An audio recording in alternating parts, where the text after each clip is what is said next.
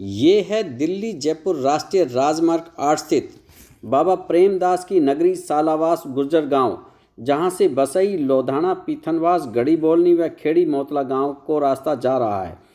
यह गांव राष्ट्रीय राजमार्ग की वजह से दो हिस्सों में बटा हुआ है।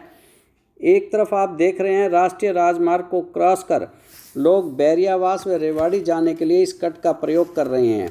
आप इन तस्वीरों में देख रहे हैं कि ट्रैफिक कितनी रफ्तार से चल रहा है और सड़क को पार करना बड़ा मुश्किल भरा काम है। गांव की बरसों पुरानी मांग है कि इस कट पर अंडरपास बनाया जाए ताकि ग्रामीण आसानी से सड़क क्रॉस कर सकें। इन्होंने बताया कि हमारे खेत राजमार्ग की दूसरी तरफ हैं। चारा व अन्य कार्यों के लिए इस व्यस्तम राजमार्ग को जान जोखिम में डालकर पार करना पड़ता है। वह कई एक्सीडेंट भी हो चुके हैं, वह काफ़ी जान जा चुकी है। उन्होंने आज शुक्रवार को लड्डू बांटकर खुशी मनाई व बताया कि केंद्रीय मंत्री राव इंद्रजीत सिंह ने हमारी बरसों पुरानी मांग को पूरा करते हुए यहां अंडरपास बनाने की घोषणा कर दी है। उन्होंने राव इंद्रजीत सिंह का आभार व्यक्त करते हुए कहा कि पूरा गांव अब राव इंद्रजीत सिंह का ऋणी रहेगा।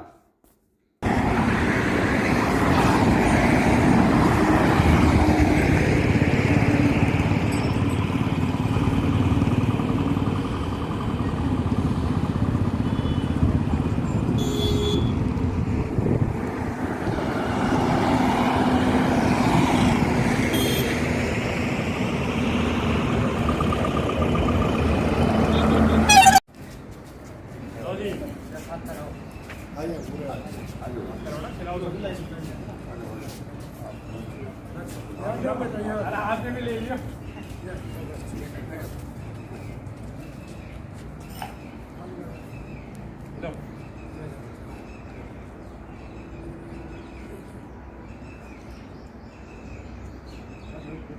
इंद्रजीत सिंह जिंदाबाद, राव इंद्रजीत सिंह जिंदाबाद, राव इंद्रजीत सिंह जिंदाबाद, नितिन गडकरी जिंदाबाद, नितिन गडकरी जिंदाबाद, भारतीय जनता पार्टी जिंदाबाद, भारतीय जनता पार्टी जिंदाबाद।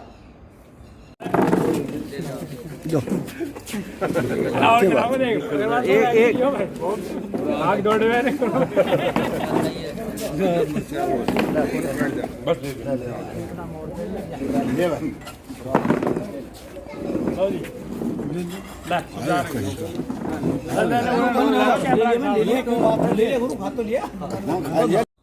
पटेल साहब, आज की इस खुशी में लड्डू बांटे जा रहे हैं। आज हमारे राव इंद्रजीत सिंह ने हमारे अंडरपास की जो बहुत पुरानी वर्षों से मांग चली आ रही थी, उसको मंजूर करा के इस गांव को हमेशा के लिए उन्होंने अपना ऋणी बना दिया है। ये गांव हमेशा उनका आभारी रहेगा और उनका धन्यवाद करेगा। राव इंद्रजीत सिंह ने जो इतना बड़ा उपकार किया है, इसका हमेशा ऋणी रहेगा सालावास के सभी ग्राम में। अंडरपास की क्यों जरूरी थी मांग? अंडरपास की एक तो हमारे बाबा प्रेमदास महाराज के समाधि स्थल है, जिसमें आदि भूमि उधर है, आदि भूमि गांव के उधर है, और पीछे के भी 10-15 गांवों का यहाँ से लगभग का आना जाना होता है। गढ़ी बोलनी है, लोधाना है, पिथनवास है, सांपली है, तो इनका बहुत। और ये हमेशा एक्सीडेंट पॉइंट बना हुआ था। जब भी यहाँ से कोई निकला, हाईवे का बहुत ज़बरदस्त ट्रैफिक का वो रहता है, तो कोई न कोई ट्रेजेडी साल में घटती रहती, इसलिए इसकी बहुत ज़्यादा ज़रूरत थी। साधुराम जी, और क्या क्या समस्याएं थी जो अंडरपास बनने से सॉल्व हो जाएगी? सबसे बड़ी समस्या तो हमारा कृषि का जो काम है उसके लिए है कि वहाँ से खेती का सामान हम जो है, अनाज है, भूसे, चारा है, वो सब लेके आते हैं, तो वो उसके लिए बहुत बड़ी परेशानी है। दूसरा, हमारे गांव से बैरियावास की तरफ ज़मीन, ज़्यादातर ज़मीन हमारी हाईवे के उस पार है, तो वहाँ पशुओं को चराने के लिए ले जाएं, पशुओं का आवागमन होता है, तो उसमें हमें बहुत बड़ी परेशानी होती है। इसमें औरतों में बड़ी ज़्यादा दिक्कत है। दूसरा, औरतें जाती हैं खेतों में काम करने के लिए, चारा लेने के लिए, तो उसमें भी रोड पे काफ़ी आधे घंटा खड़ा रहना पड़ता है क्रॉस करने के लिए। और इसके अलावा हमारे गांव में कम से कम सैकड़ों पशु मर चुके हैं रोड के एक्सीडेंट में, और साथ ही कम से कम 50-60 आदमी का एक्सीडेंट हो गया है, जिसमें कि 10-20 आदमी तो हमारे गांव में अभी भी जो ऐसे हैं जो हैंडीकैप्ड हो गए हैं इस रोड को क्रॉस करने में।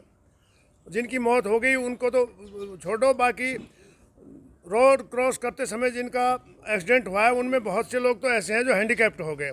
तो राव साहब ने हमें जो ये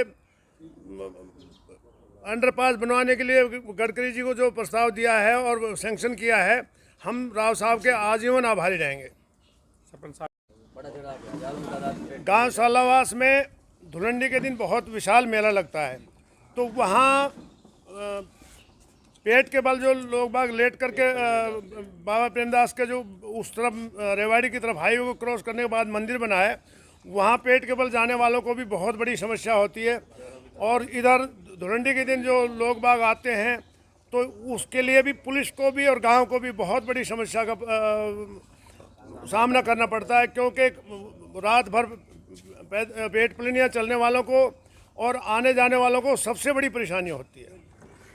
तो हम तो माननीय राव साहब का इतना धन्यवाद करते हैं कि हमारी बहुत पुरानी मांग थी जिसको इन्होंने पूरा किया है, हम उनका आजीवन आभार रखेंगे। हुआ था जी, इस पे आए दिन एक्सीडेंट होया रहे डेली। दिन में तो दोपहर में निकले, शाम सुबह तो निकला ही न जा, गाँव का आना जाना बंद था। इस पे बहुत पुरानी मांग थी गांव की, 15 साल से बार बार में लिख के डोल रहा था गांव। आज मंजूर हुआ गांव, खूब खुशी थे, तय दिल से स्वागत है।